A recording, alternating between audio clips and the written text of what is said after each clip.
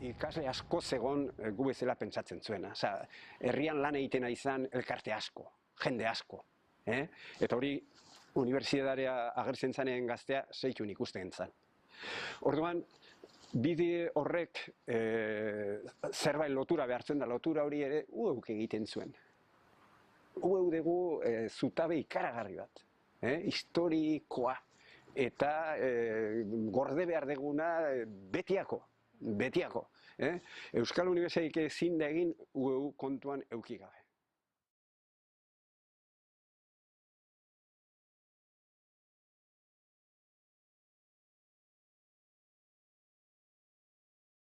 Baionan, dakizuten bezala hor, 70etik aurrea, 10, 11, 12 urte horietan, hasi ziren Euskal Asteak.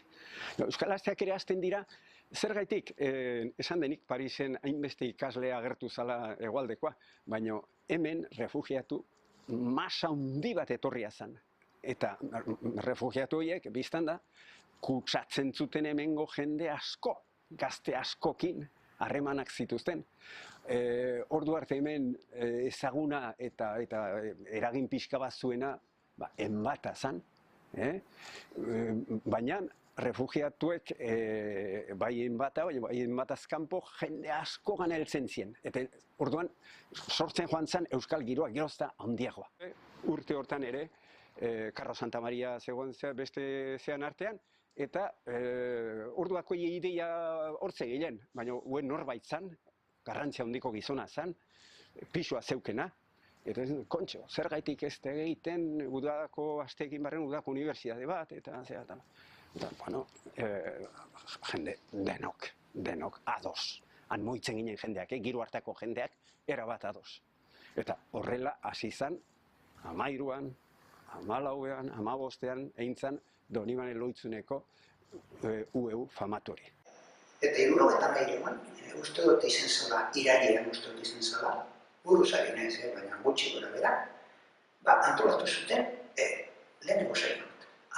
Eta ja unibertsitatean geunden, eta esan genuen, hau niretzat da, nola esan nuke, oasis bat. Ego Euskal Herrian bizi izan da, eta joan unibertsitatera, euskera hutsez, eta baina esan oso artesanala esan da. Famili giroko zerbait zen hasierako urte horietan, eta batez ere eginkizun, dana zen eginkizun, ezta? Zegoen materialik apenas, eta dena zen eginkizun, eta dena zen jakin min.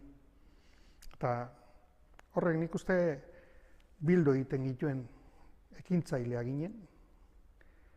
Dana egiteko zenez, ekin eta jarrai. Eta mintegiak egiten genituen zen. Bi problema gauza, bata gaia bera, lehen esan dugu bezala fisika. Baina aldi berean euskera, terminologia, batasun minimo bat behar gendu, testuak irakur garriak izateko. Bueno, hori prestatzen joateko, horri koordinazio nolabait emateko, eta hemen iparraldean Manes Goienetx izendatu zuten. Eta gero badakizute berehala, nik uste ustaritza pasatzean olako zerbait izan zara hor urteaz jakingo dituzue, Martin Orbe etorrezan. Nik, Hegoaldera itzultzeko asmoa nukeen, nola paisan nintzen behar nukeen programari lanen jarretzeko. Baina Anton Artiñano, nik aspalditik ezagutzen nuen bilbotar mediku bat, eta gero, gauza dire moden esateko, urun beneteko mecenas esan zenak, nire izena proposatu zuen. Entzun nuen,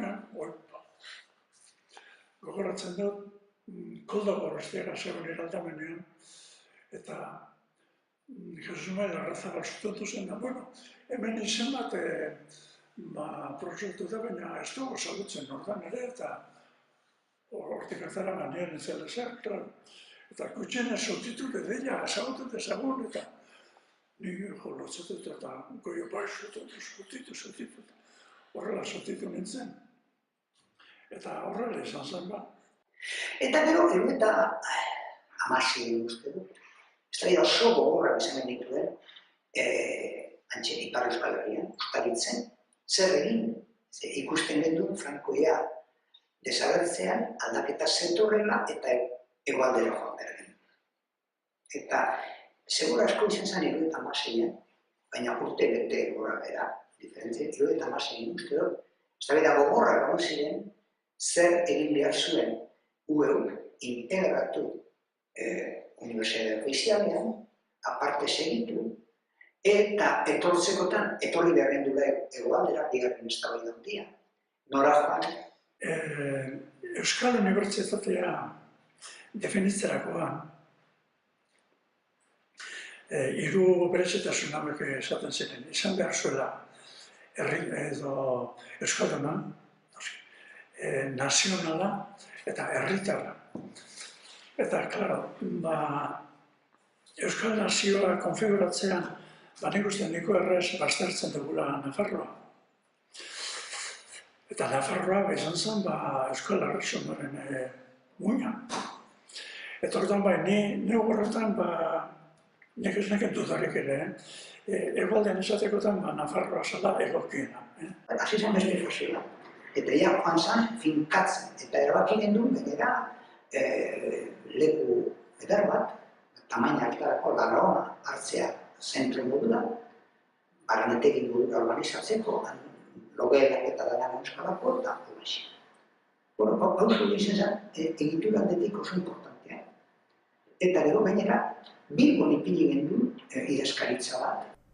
Nik uste dut salto kualitatibo oso importantea gurentzat. Ez bakarrik nolabait sailak eta espezializazioa hasi zelako, baizik eta hegoaldean izanik askoz ez jende gehiago joateko aukera izan zuelako bertara. Gaina uste dut asmatu zala espiritura Larronarekin, Larronak ematen zuelako jarduera guztia etxe baten barruan egiteko aukera, eta lehen urte hartan izan zen eromen bat. Dan asmatzen. Hortik aurrera, arloka organizatzen. Eta arloka organizatzeko behar ziren batetik zuzendaritza bat, talde bat. Gero, arloko arduradun batzuk. Nik ez dakit izan nahi zen, ez nahi zen, zenbat denporatan egin nahi zen. Pizka bat hori zen, esango den duke, nola zen, bolondrez lana.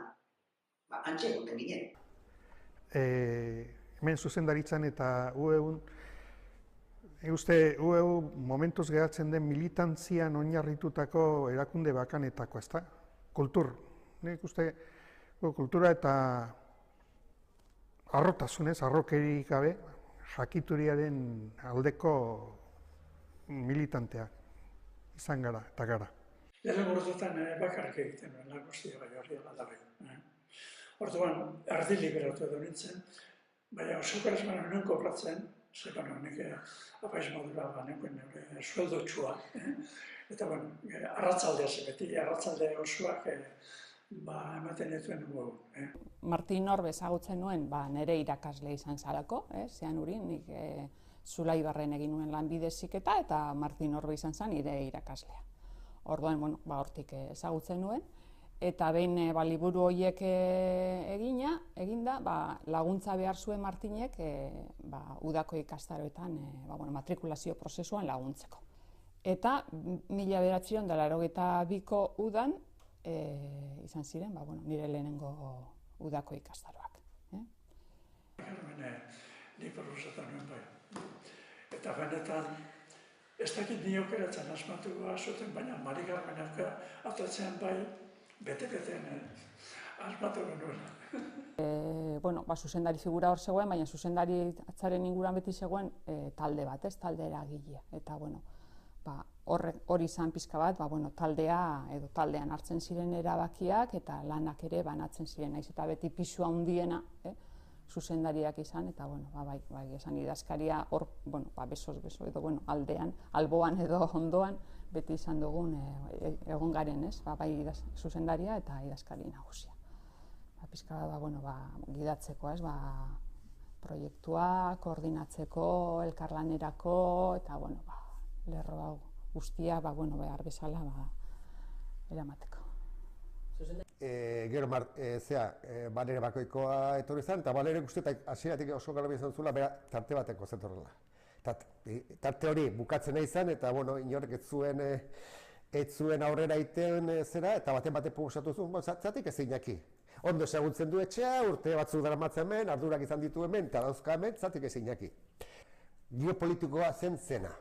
Eta oso gaiztotuta zegoen geopolitikoa arrazoi asko berengatik, mesfidantza handia zeuden familia politiko desberdinen artean, eta bazegoen mesfidantza bat, Eusko Jaurlaritzaren aldetik UEUrekiko eta UEUk ordezkatu zezakenekiko, batetik, besatzen zuelako ezker abertzaleak, hartan herri batasuna kontrolatzen zuela UEU, eta nolabait Eusko Jaurlaritzaren interesen kontra juntzitekela. Hori izan zen, hori desaktibatzea izan zen, nik uste lan importanteenetako bat. Eta hori uste guk beti oso garbi izan du, eta hasiera-hasieratik guk ez duela jokatuko inoiz inoren interes politikoen menpe. Urte zailak ziren, bueno, UEUn sekulan ez da urte errezik egon. Beti eukidu urte zailak eta divertigarriak, ezta? Baina urte zailak urte horietan, bazkiderik gabeko UEU oso gauza arraroa zen, atxikimenduzko elkarte antzeko bat. Eta gero nik uste, azkeneko izan zen, Baionako ikastaroak berreskuratzea. Hegoaldea etorri zenean 1977an UEU, iparraldea egiten zuen jarduna eten egin zen, ezta? Eta jardun hori ikuspegi nazional batetik eta Euskal Unibertsitatearen borroka honetan behar genuen izan gure presentzia iparraldean ere, nolabait, gozak antolatutan, nolabait ere azpiegitura moduko bat izatea. Baina etorri zen, idazkari nagusia Eibartarra hartuta eta halako baten etorri zitzaidan. Bazegoela Eibarren eraikin bat utzik zegoela eta Eibarko tailer eskola batek bergaitu da eta Isasi Markeskoa. Orduan Lore eta biok egin genuen txostena. Mundu guztiak esate zigun txoratuta geundela. Ez zuten arrazoi faltaik. Batetik tokatu zitzaian krisi garaia. Tokatu zitzaian alderdien arteko zerak, aldaketak, ilegalizazioak, PSOEren gora joateak, kezkak, beldurrak, Iruñatik apartatzia aukera guztiak. Hori mailan nahi baldin baduzu politikoan edo instituzionalean, ez da? Lan taldea. Nik uste bihurtu zen UEUren muina, erna muina, eta horrekin sekulako gaitasuna zegoen. Jende gaztea, prestua, irudimen handikoa, eta argia, batez ere argia. Eta talde horrekin, edozein gauza egin ziteken. Pertsona gara bai, ez? Eta orduan, gauza batzuk ez direnean urtetzen, edo zailtasunak topatzen ditugunean, dozein lanetan gertatu alda hori, baina implikazioa altua denean ere frustrazioa etor daiteke. Eta onerango proiektu baten ere frustrazioak ezin zaitu eraman. Ezin dozu lan egin pentsatuta ez duela balio, edo beti behar dozu aporte hori. Eta maila horretan, gure lantaldean horizontaltasun horretan, uste dute elkarri elikatzen diogula proiektuaren mesedetan. Eta hori da dakaun gauza onenetarikoa, ez? Talde lana da, talde lana sustatzen dugu, harremanak zaintzen dira, talde lana zaindu ahal izateko, eta bajoietako momentu horiek ere danon artean estaltzen ditugu aurrera egin ahal izateko, eta hori lujo bat da. Ikasi dut lanean eginez. Hau da, UEUn ikasi dut lan egiten. Honetarako ez zaituzte inun prestatzen, eta ikasi dut lanean eginez. Lana egiteko estilo bat badago, noski. Lehen esan dudan UEUren estilo humano hori, malgu horrek ere hala eskatzen duelako, baina badago baita etika oso markatua, oso zorrotza baita, hau da, euskara etxean egiten dugun lana da, baina gainera borondatezko lanarekin edo bolondresekin egiten dugu lana. Orduan, bolondrezko lanaren errespetua hori egunero ikusten dugu, asko baloratzen dugu, benetan oso gertu sentitzen ditugulako, baina errespetu handia behar dute bai antolatzaileek, liburu egileek, bai zuzendaritzan dagoen jende horre guztiak. Eta ez dut uste bideragarria dene UEUko lantaldeko parte izatea proiektuarekiko atxikimendu eza baldin baduzu. Arrapatzen zaituen gauza bada, holan bizi behar duzu, neketza da, gogorra da, gora beratzua da, eta, bueno, harrapatzen zaituen momentuan pasionala ero subjetiboa ere danez, ez da lan objektibo bat non bukatzen dan eta basoa. Orduan, lantalde atxikimendu handiko bat behar dozu, horretarako, proiektu aurrera ateratzeko, eta kohesionatu bat. Osea, nik uste hori garrantzitsua dela. Baliabideen hazkuntzak egoitza desberdinetan banatzeak ekarri gaitu, eta horre bere zailtasuna baditu, eta lan handia egin behar da bai, danok taldeko parte garela sentiarazteko, ez ba, jende hori motibatzeko eta... Ezin da gauza bakarra azpimarratu. Alde batetik nire ustez UEU da euskal kulturaren oinarrietako bat, erreferente bat, euskararen alde lan egiten du, lan hori gaina da bikaina, eta gainera hezkuntza eta euskaraz eskaintzen den hezkuntza zaintzen du. Hain zuzen ere, jakintza arlo guztiak elkartzen baitira gugan, ez da? Eta orduan hori ere oso aberatsa da, baina oso modu antolatuan eraman behar duzu, ze bestela dispersioanako aukera ugari daude. Eta behin ja ezagutu zenunean edo lehen biziko aldiz hurbildu zeinean, ze aurkitu zenuen UEU? Hori ez zegoen galderetan. Baina hau da nik galdetzi zutena. Hau da, zu etorri zeinen UEUra, eta zer topatu zenun UEU? Ai, ez. Hori ez? Ez galdetu horrela. Gelditu. Zein da urrugo galdera dakasuna, oza, igual ez du... Claro, es que me lías. Claro, eta zer eskaintzen dizu UEU? Oso ilusionagarria, eta gainera beste toki askotan egin ezin dezakezun beste gauza bat egiteko aukera ematen dizu. Dala, amesten dituzun proiektu horiek errealitatera eramatea.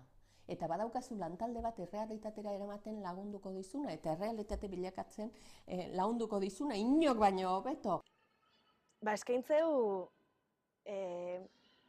niretzat oso garrantzitsuak diren euskara unibertsitatea eta herria bera elkartzeko espazioa.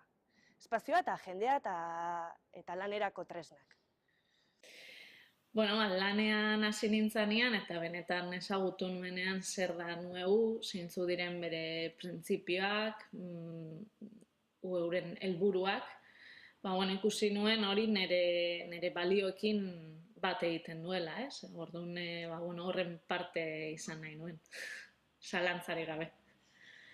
Alde batetik edukien aldetik, egiten genituen irterak eta beste mota bateko ikastaroak.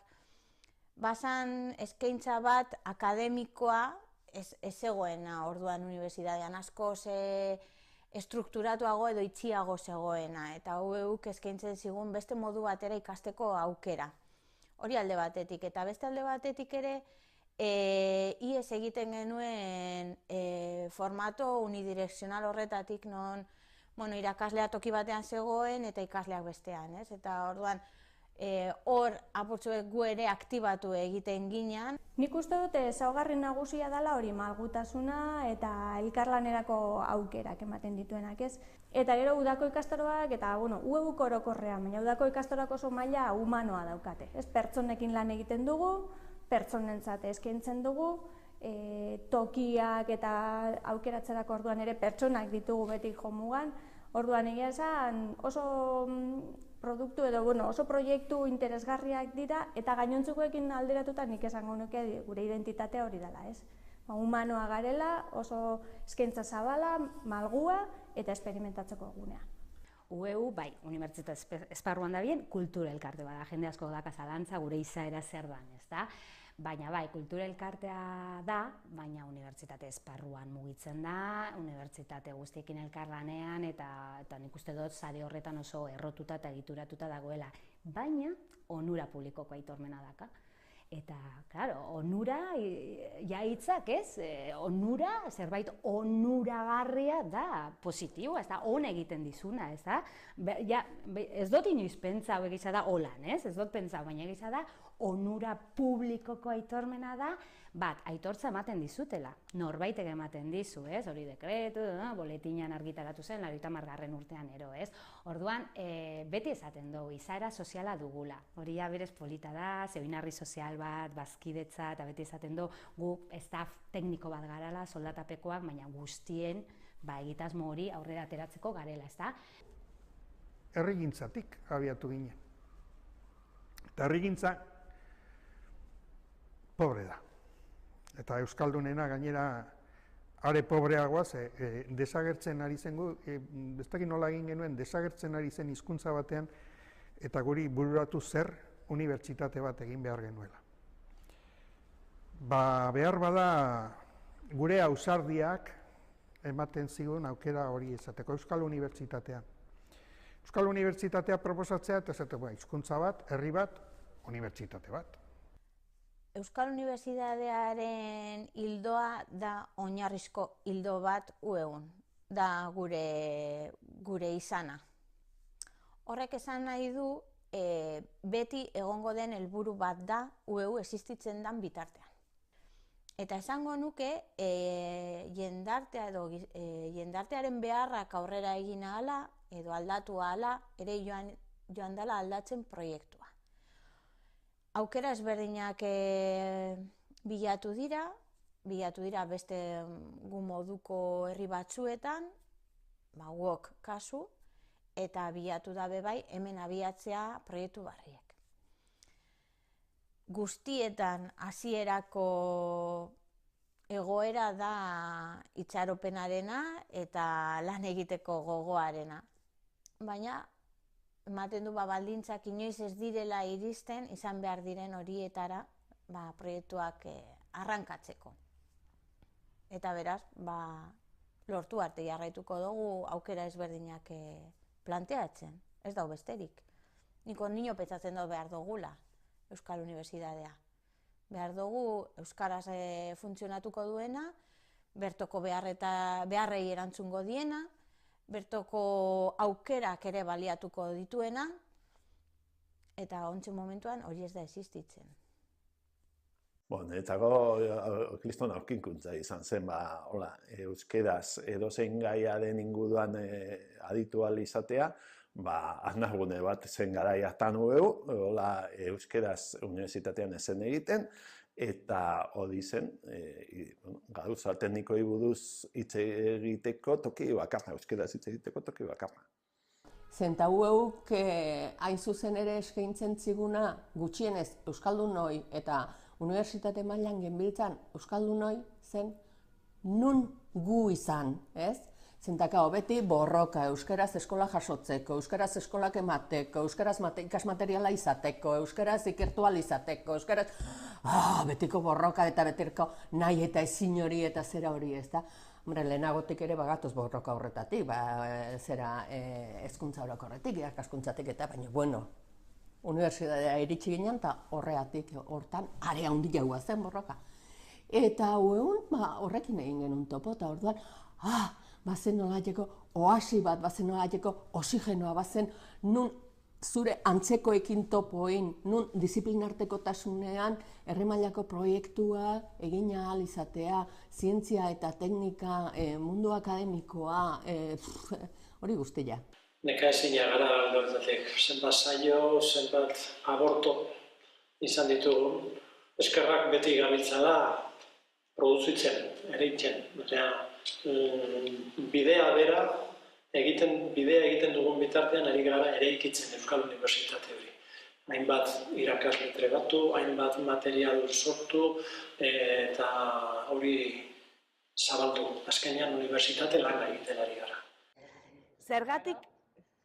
Zergatik erabaki zenuen bazkide egitea. Eta gero zer eskaintzen dizu ueuk, dena batera erantzungoet, bale? A ber.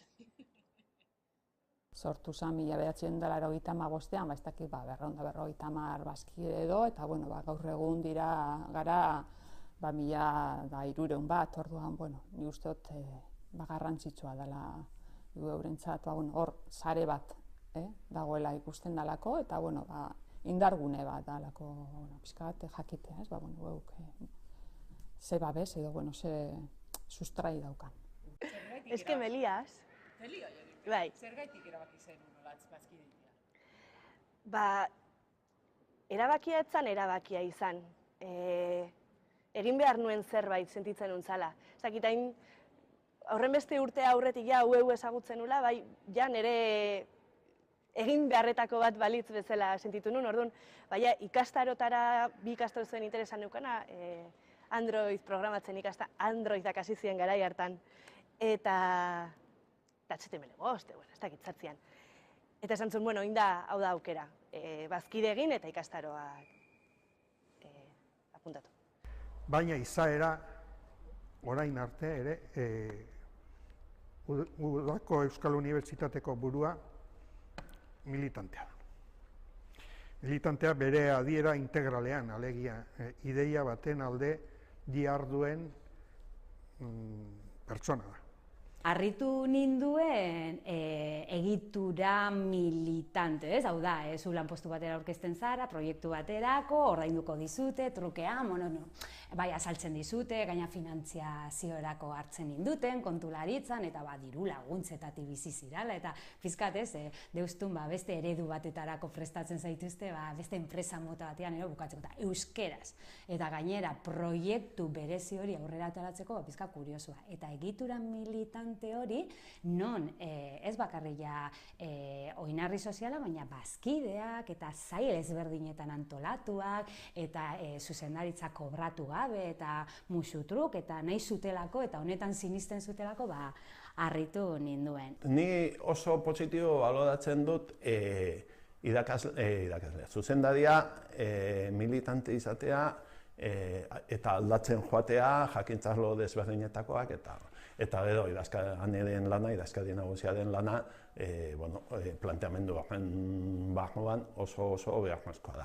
Niretzat idazkari nagusi izatea da, ez astutzea ueu ordezkatzen dozula, erakunde hau defendatu behar dozula, eta erantzunkizun badala. Azkenean modu arduratsu batian egin behar dozula, ze konfiantza horien mondetzu, ez?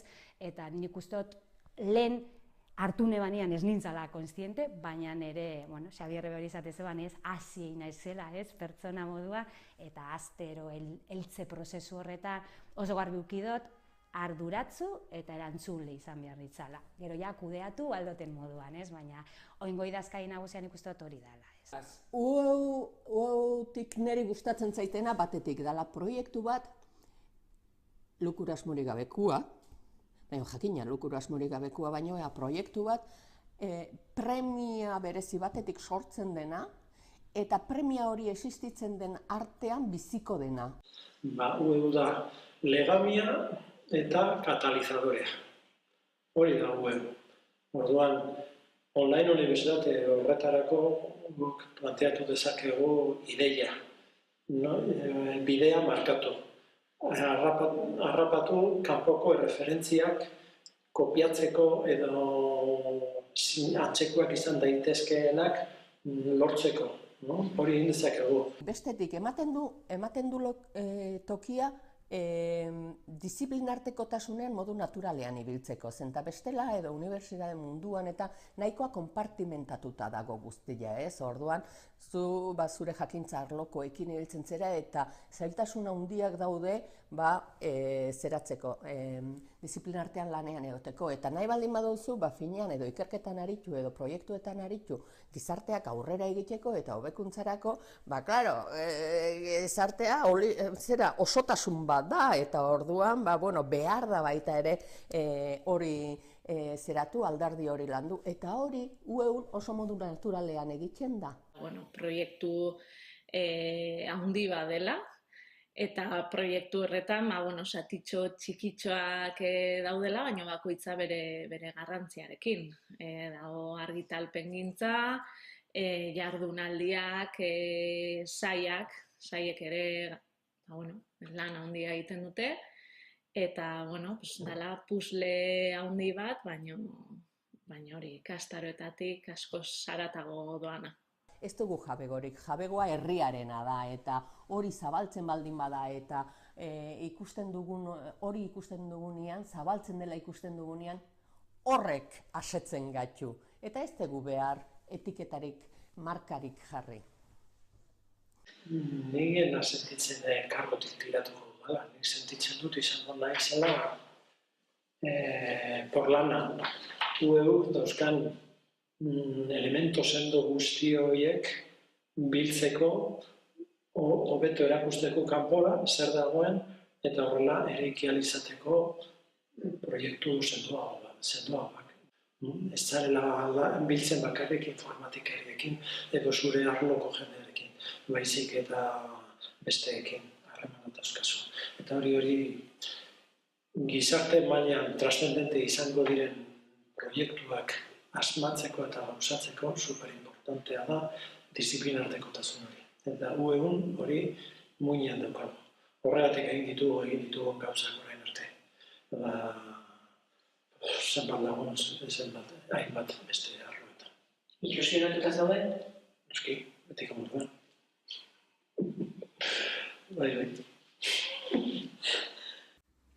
Tatxan, ze hona garen, txan. Pon. Oain, ekarpenak, bale? Ekarpenak. Euren ekarpen handiena zure ustez?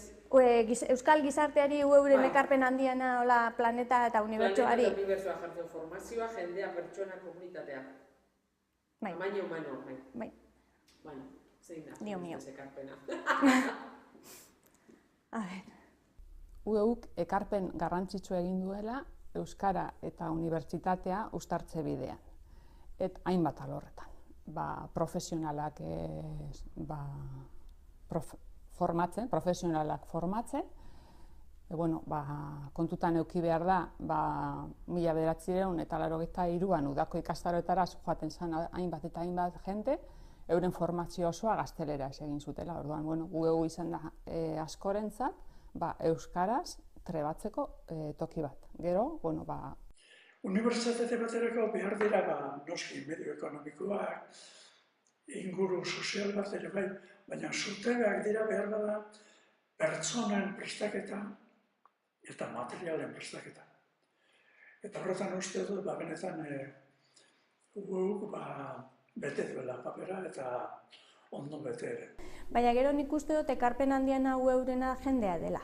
UEUren alde humano hori zeinetan ikasle bat, handik urte pare batera irakasle bihurteo alda, eta hurrengoan igual liburu egile, edo hurrengoan Durangon dago txandak egiten oraingoan moduan, eta orduan egia da behin UEUn sartzen den pertsona batek UEU ezagutzen dago. Orduan UEU niretzat horretan bere ekarpen nagusia da hori, badaukala bere zirkuloa, bere orbita edo bere unibertso bat, eta horretan jarduera akademikoaren bitartez, liburuen bitartez, ekitaldien bitartez ere elikatzen goazela.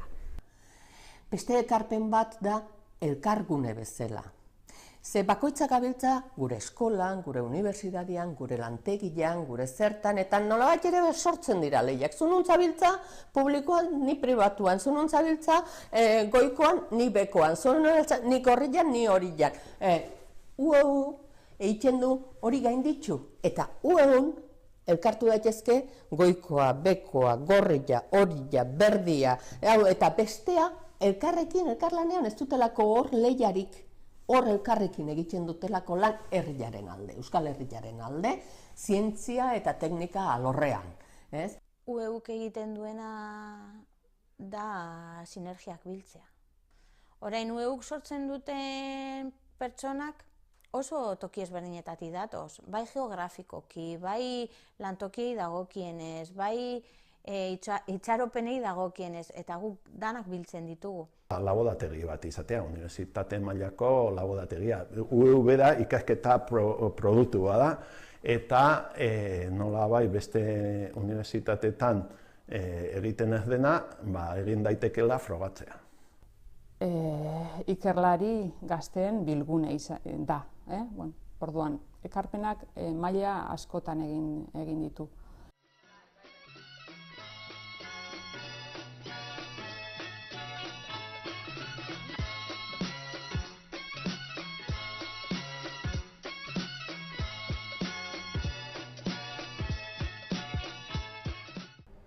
Ez da kongresu arrunt bat, ez? Disiplina guztietako jendea batzen garelako, baina nik esango nuke danok geneukala edo ez dakite espektatiba falta edo espektatibak betetzeko gogo handia. Itzela izan zela, ni bezalako gazteak ezagutzeko aukera, ez? Hori izan zen gehien bat niretzat. Pozarren joan nintzen gara, ilusio izugarriarekin eta nolabait ez adio, baina bai agur esateko modu bat izan zen niretzat. Nik uste nire azkeneko hitzaldia izango dela. Eta zergatik egin nuen hori, zer eman behar nien, nik beti izaten dugu, niretzat nire posik handiena da, nire ikarri izan dagoak nik baino hobeak izatea. Hori da nire posik handiena. Eta asko ikusten ditut, nik baino mila eder hobeto prestaturik, bai euskara aldetik, bai zientzia aldetik eta danetaz. Horren, esaten dut, nila edade bat badut, joan egin behar dut, eta joateko modu bat, joateko modutzat hartu nuen euren hitzaldi hori. Eskaini zidaten aukera, eta zanen, zer eskaini alden nik ikarri hori. Nire bizitza kontatzea, esperientzia kontatzea, eta nire posa modu horretan erakustea. Niretzat behar handi bati erantzun zion lehenengo edizioak, eta behar hori ez da joan, ez da komunitate zientifikoa edo ikerlariok komunitate hori osatzen dugun hori Euskal Herriarekin lotzea, herriarekin lotzea. Niretzat ikergazte izan zen komunitatea argi geneukan Euskal Gizartea zala eta horri erantzuten edo horrentzat lanean ari garen ikerlari gazteak elkartzea.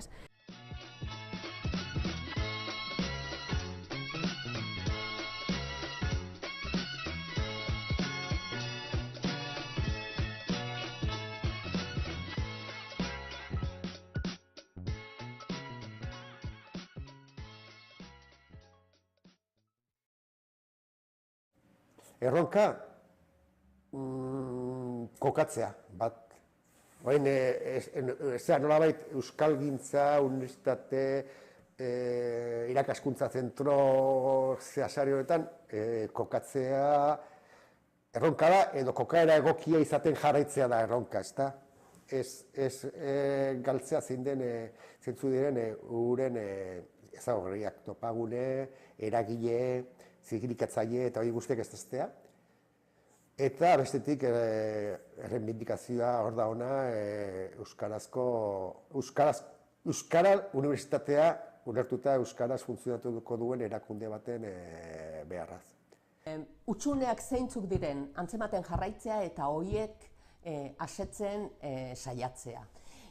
Erronka da jarraitzea Euskal Herriaren ikuspegitik gure garapena non egon behar duen etorkizuneko gizarte hori irudikatzen eta gizarte irudikatzen dugun nora joan nahi dugun horretan indarrak biltzen aruntza jartzeko.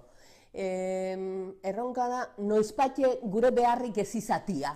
Eta bitartia lanian harrapa gaitzala horrek. Irutea, hau da, jostea, Euskal Unibertsitatea, segi josten. Eta josi esaten dut, gero eta gehiago nik ez da Password antzeko zerbait izango ote den, baina nik badakit Password hori hori gabe ez dela egingo. Ueuk irautearekin batera Euskal Unibertsitatearen ideia garatu behar du. Aitortza lortzea. Aitortza hori lortzea, ez? Gure papela beharrezkoa dela, gure lana beharrezkoa dela, eta gure helburuak beharrezkoak direla, etorkizunerako gizarte baterako. Nik badakit, publizitatea egiten dela, jendeak ezagutzen duela, baina nik uste dut oraindik ere, jende asko dagoela ez duena UEU ezagutzen. eta ez da bakarrik euren arazoa, osea, nik uste dut euskeraren munduan gabiltzanon guztion arazoa dela, ez?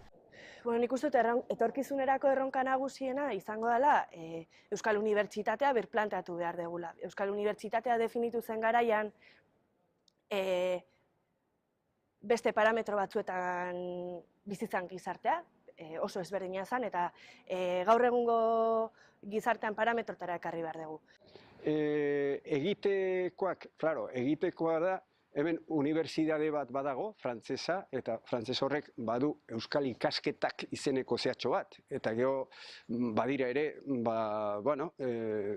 beste alor batzuetan euskeraz egiten ari diren irakasle batzuk eta hola. Hor sortu behar da benetan unibertsitate euskaldun bat. Pentsatzen dut hortarako lagunduko dela asko Liceo Nebeak. Liceo honen garapenak, eta hemendik pasatuko den belaunaldi desberdinen jokuak ekarriko duela unibertsitatean kapazitauta dauden jendeak alor guztietan euskera erabiltzeko. Eta hortan laguntza handiena UEU dute. Online titulazioak eskaintzea, online unibertsitatea gauzatzea beste unibertsitateekin batera eta beste hainbat lankideekin batera, hori nik uste erronka nagusia da momentu honetan, eta orain arte dugu lortu, baina hori lortuko da. Eta azken aldian ere hortan gabiltza ere. Lehenengo pausu moduan saiatzen gara online unibertsitate bat egiten. Jakin da, hori estrategikoki oso importantea dela. Etorkizuna nola datorren etengabe izaten digute, karrera bukatuta, ez pentsa ikasteari utziko diozulik. Bizitza osoan ibili beharko zara ikasten. Horrez gain, onlineek ere eskaintzen badigu beste ikasteko aukera bat, nik ere pentsatzen dut UEUk eskaintzen duela ikasteko beste aukera bat, baina aldi berean eskaintzen duela leku bat, gune bat, non jendea bildu ahal den. Eta hori fizikoki ezin denez, onlineek ere eskaintzen du. Profesionalak barreiatuta dauzkagu, hainbat unibertsitate dauzkagu, ezagutza hainbat tokitan sortzen da. UEUk eskaini ahalko leuke plataforma virtual horretan ezagutzaren biltoki bat. Gradu bat gazteentzat, adin hortan daudenentzat gaur egun euskeraz ikastea bere mugekin, baina bidea garria da jakintzarlo gehienetan, baina online, hau da, online unibertsitateetan orokorrean ikasten dutena beste profil bateko persona dira, eta persona horiek gaur egun ezin dute euskeraz ikasi. Are gehiago, proiektu online unibertsitateak aukera ematen du ikuspuntu nazionalean areagotzea, eta nola odeian dagoen proiektu badan, bai Nafarroarekin, Iparralde eta Elkarte Autonomoko unibertsitate guztien artean eskaintza potente bat egitea. Bueno, eta guain galdera, hau da, dana egiten diogu, eta da. Ai, que miedo. Ez, baina, zu gainera zondo, zer da zuretzat UEU? Hostia. Zer da niretzat UEU?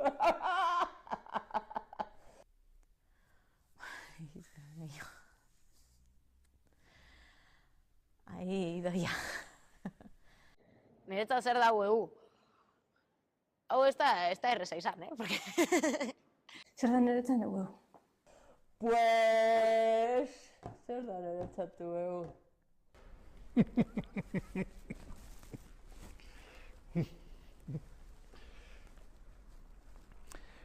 Nire biografiaren kapitulu bat. UEU zer dan?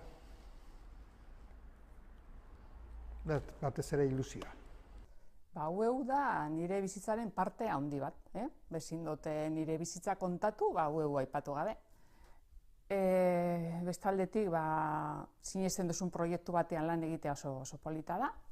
eta aukera izan dut euskaraz lan egiteko, orduan euskaraz bizitzeko aukera nire bizitza esparru guztietan, eta hori lan ederra da.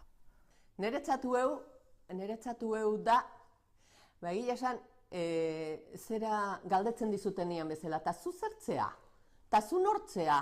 Dezetu, ni neu, zein izango naiz, nazu ikusten, hoxe naiz ni, ez? Ia hori bezain zaila itxezait definitzia zer den ueu niretzat. Ze ueu niretzat bada nire izatearen parte bat izateko tokia. Nik aipatu dut, niri ueuk eskaini zidala beste ikasteko modu bat. Eta oraindik horretan nabil ikasten. Ikasten beste pertsona hobe bat izaten, ikasten beti eman egin behar dela, ez? Nik pentsatu eta aitortza hori ere pertsonalki guk daramagula inplizituki, eta niri eskaini dit aukera ni izate. Niretzat ueu komunitatea da. Nik definituko nuke komunitate bezala. Nik uste dut daukala gaitasun bat jendeari harrera egiteko eta etxean bezala sentitzeko, hori sustatzen du, ez? Eta gainera nik uste dut landu egiten duela komunitate zen hori. Nik esango nuke desarrollo handi batean dagon organizazioa dela. Baina movimentu sozialaren izaera eta berezitasuna gordetzea eta hori ez duela galdu behar. Horrek berrituko gaitu eta horrek emango gaitu orain arte heldu ez geran tokietara. Begira, aurrekoan irakurri nuen definizio bat esaten zuena, hainbeste arlo hartzen ditu ueuk ezin dutela definitu. Bere zabaltasunak, bere antitasun horrek ez dituzten definizio bat ematen. Ordan da, ueu gauza asko dira.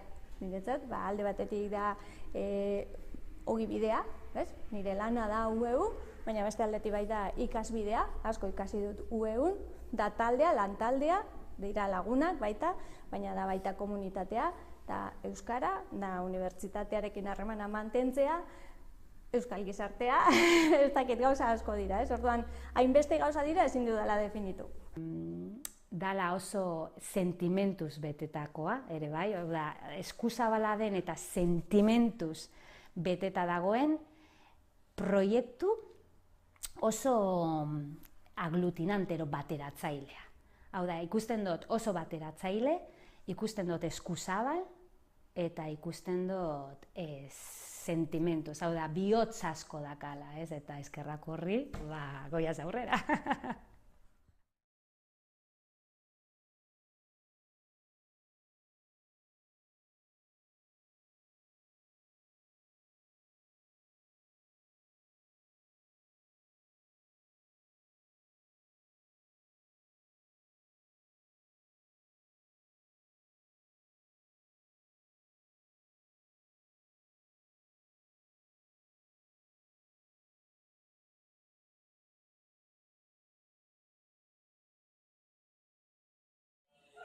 Bai, zuek gai jakitunak zaretenez, gurrida izan ezazue mesedenez, galdera kabrel gehiagorik madurik, zuek jakituz balizain madurik, zer egiten izakera imadurik, zuek gabe hauen izan posible, madurik, zuek baitako azarrakara, zertutzen arte madugu iparra, jakitez du postuko inoiz bizarra.